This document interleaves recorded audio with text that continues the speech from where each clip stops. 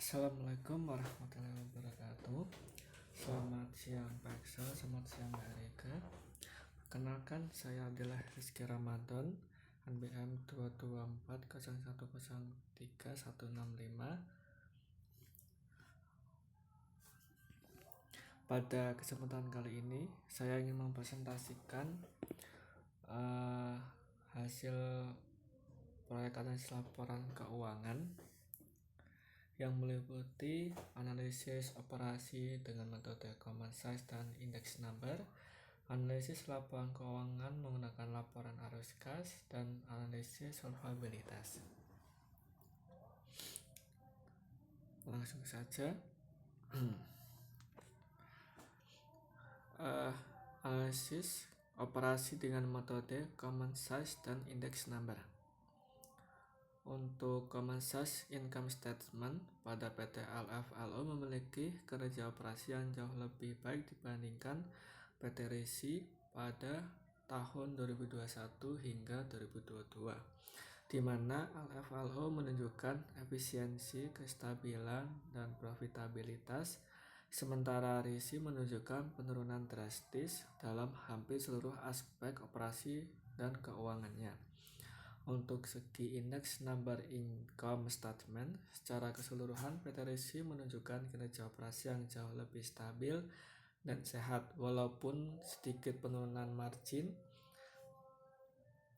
PT LFLO mungkin meskipun mencatat pertumbuhan pendapatan yang lebih tinggi, namun mengalami pembangkangan biaya, penurunan margin laba, dan kerugian semakin besar. Berdasarkan data ini, RISI jelas lebih unggul dalam efisiensi pengendalian biaya dan kestabilan kinerja keuangan. Selanjutnya, analisis laporan keuangan menggunakan laporan arus kas, di mana rasio kecukupan arus kas PT RISI sejumlah 606,31% mengindikasikan sangat sehat, mampu menutupi kewajiban tanpa perlu tambahan pendanaan dari pihak manapun. Dan sedangkan PT LFLO minus 411,39% gagal memenuhi kewajibannya. Meski rasio reinvestasi kas kedua perusahaan di bawah standar ideal 7-11%, PT RISI lebih baik dengan nilai positif, sementara PT LFLO bernilai negatif dan menurun. Hasil secara keseluruhan, PT RISI lebih stabil, likuid, dan mandiri dalam pendanaan dibandingkan PT LFLO yang menghadapi tantangan likuiditas dan ketergantungan pada pinjaman. Selanjutnya, analisis solvabilitas, di mana PT RISI menunjukkan risiko keuangan yang tinggi dengan debt to equity ratio melonjak dari 1,82 menjadi 4,76, menandakan ketergantungan berlebihan pada utang meski total utang menurun. Struktur modalnya agresif dan berisiko dengan utang bersih mendominasi lebih dari 80% pendanaan. Meski long term debt to equity ratio turun 2,63 ke 1,28, hal ini tak diimbangi dengan peningkatan kas, justru mengindikasikan potensi tekanan solvabilitas. Sebaliknya, PT LFO memiliki posisi keuangan sangat konservatif dan sehat, di mana DER rendah 0,0780 ke 0,1175 dengan net cash position kas lebih dari total utang, menunjukkan pendanaan dominasi dari ekuitas dan likuiditas kuat.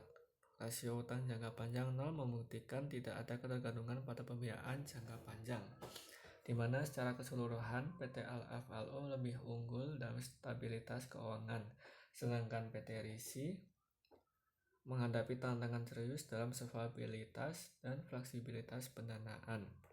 Kesimpulan dari semuanya ini, di mana PT RISI lebih cocok untuk investor muda, di mana minim risiko, stabilitasnya terjaga, dan tingkat solvabilitasnya juga oke, dibanding PT LFLO yang sangat kurang stabil, bahkan mengandalkan pinjaman dari berbagai sektor, berbagai lini untuk memenuhi operasi dia. Mungkin sekian yang dapat saya sampaikan. Apabila ada salah kata, kekurangan tentang materi, kekurangan tentang saya berbicara, kekurangan tentang tugas yang saya kerjakan, mohon maaf yang sebesar-besarnya. Terima kasih atas perhatiannya. Saya ucapkan terima kasih sekali lagi. Kurang lebihnya mohon maaf. Wassalamualaikum warahmatullahi wabarakatuh.